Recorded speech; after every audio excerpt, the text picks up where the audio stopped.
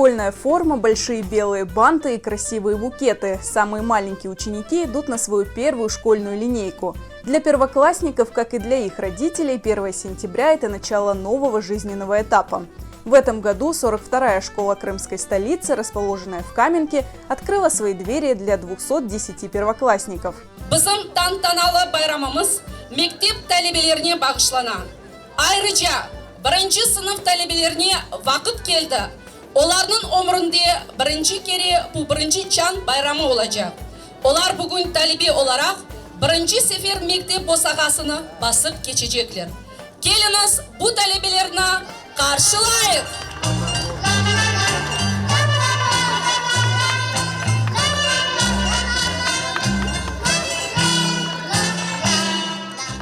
Мен мында öğreneceğim, çok şey bileceğim. Məktəbdə pek çok dostlarım var. Mən yaxşı olmağa və tərbiyəli olmağa tırışarım. Я сегодня пришла в школу первый день, мне здесь все нравится. Я сегодня увидел много людей и очень много цветов красивых. Ты готов в школе? Да.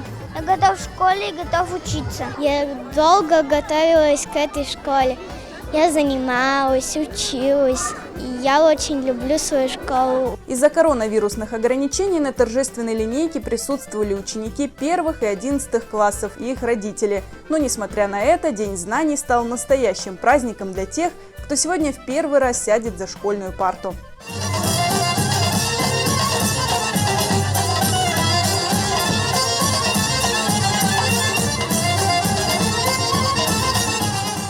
Azlarımız talebe, hepimizde elbette bizni herkes alışlar, гүлдестелер bağışlar. Уже второй год подряд в школе номер 42 имени Эшрефа Шемизаде открывают 8 первых классов.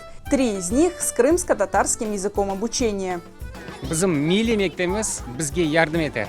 O'g'retir, biz bilmagенni o'g'retir.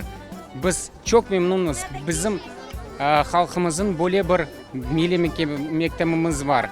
У нас есть возможность отдавать ребенка в свою национальную школу, в национальный класс. Балаларımız öz ana tilini bilsin, urf adetlerimizin unutmasınlar.